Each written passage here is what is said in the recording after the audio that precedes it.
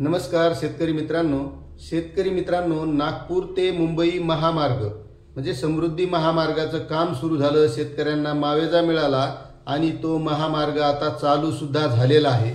आणि तसाच आता दुसरा एक महामार्ग जालना ते नांदेड म्हणजे समृद्धी महामार्गाला लगतच जालना ते नांदेड, यामध्ये जालना, परभणी, नांदेड असा एक महामार्ग नियोजित आहे। त्याचं काम सुद्धा चालू झालेलं आहे।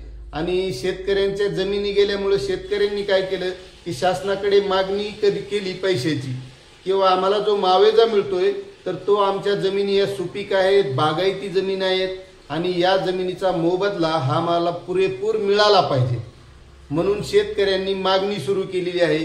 काही शेतकरी हे अडवणूक सुद्धा करत आहेत की आमचा मावेजा मिळेपर्यंत आम्ही काम करू देणार नाही। आता मित्रांनो, त्यामध्येच नांदेडला अजितदादा पवार हे आले असता प्रतापराव चिखलीकर यांच्या घरी एक शेतकऱ्यांचं शिष्टमंडळ त्यांना भेटण्यासाठी गेलं, किंवा आमच्या ह्या सुपीक जमिनी जात आहेत, मग आमच्या जमिनीचा मावेजा आम्हाला पुरेपूर मिळाला पाहिजे, कारण आमच्या बागायती जमिनी आहेत आणि जमिनी गेल्यामुळे सरळ आहे की शेतकऱ्यांना चांगला मावेजा मिळणं गरजेचं सुद्धा आहे। आता त्यामध्ये शेतकऱ्यांचे जे शिष्टमंडळ होतं त्यामध्ये एक दासराव हंबर्डे म्हणून होते, त्यांनी लोकसत्ताशी माहिती दिलेली आहे की मित्रांनो की शेतकऱ्यांना जो मावेजा आहे तो मिळण्यासाठी अजितदादा पवार यांच्याकडे त्यांनी मागणी केली। त्यावेळेस अजितदादा पवार हे म्हणाले शासनाकडे पैसाच नाही आणि हा महामार्ग रद्द सुद्धा होऊ शकतो। आता हा महामार्ग करण्यासाठी अशोकराव चव्हाण हे ज्यावेळेस बांधकाम मंत्री होते त्यांनी यासाठी पाठपुरावा केला, हा महामार्ग मंजूर करून आणला। आणि आता अजितदादा पवार म्हणतात की शासनाकडे पैसा नाही आणि हा महामार्ग रद्द होऊ शकतो। आणि तसाच एक दुसरा महामार्ग आहे शक्तीपीठ महामार्ग, जो नागपूर ते गोवा असा होणार आहे आणि हा होण्यासाठी शेतकऱ्यांचा भरपूर विरोध आहे। शेतकरी विरोध करत आहेत आणि त्यासाठी 12 जिल्ह्यातील शेतकऱ्यांनी कोल्हापूर येथे बैठक सुद्धा घेतली आणि त्या बैठकीमध्ये हा महामार्ग रद्द करावा अशी मागणी सुद्धा केलेली। आणि तसंच निवडणुकीच्या अगोदर एकनाथ शिंदे हे मुख्यमंत्री असतानाच हा महामार्ग नियोजित झाला होता, मात्र निवडणुकीच्या अगोदर एकनाथ शिंदे हे मुख्यमंत्री असताना त्यांनी हा महामार्ग रद्द करण्याची घोषणा सुद्धा केली होती।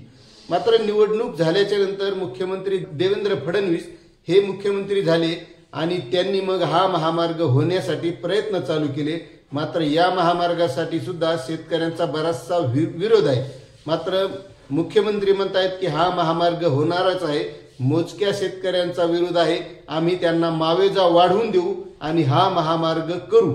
मात्र आता जो काही जालना आणि नांदेड महामार्ग होणार आहे या महामार्गासाठी अजितदादा पवार म्हणतात की शासनाकडे पैसाच नाही आणि हा महामार्ग रद्द सुद्धा होऊ शकतो।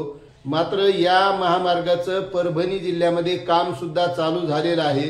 आता यापुढे बघावं लागेल की हा महामार्ग होणार की रद्द होणार, कारण शासन म्हणतंय पैसा नाही, लाडक्या बहिणींसाठी पैसा चाललाय, लाडक्या बहिणीमध्ये सुद्धा आता तपासणी चालू आहे आणि या तपासणीमध्ये ज्या लाडक्या बहिणींकडे 4 व्हीलर गाड्या आहेत, ज्या इन्कम टॅक्स भरतात, अशा लाडक्या बहिणी यामधून अपात्र करण्याचं सुद्धा काम चालू झालेलं आहे। आणि निवडणुकीच्या अगोदर या लाडक्या बहिणींना सर्व हप्ते दिले, मात्र निवडणुकीच्या नंतर या लाडक्या बहिणींची पडताळणी करून जवळपास आतापर्यंत 9 लाख लाडक्या बहिणी या योजनेतून अपात्र केलेल्या आहेत। आता यापुढे आणखी किती अपात्र होतात हे सुद्धा बघावं लागेल आणि जालना नांदेड महामार्गाचं काम होतंय का रद्द होतंय हे सुद्धा बघावं लागेल। मित्रांनो, तुम्हाला ही माहिती कशी वाटली नक्कीच कमेंट करा।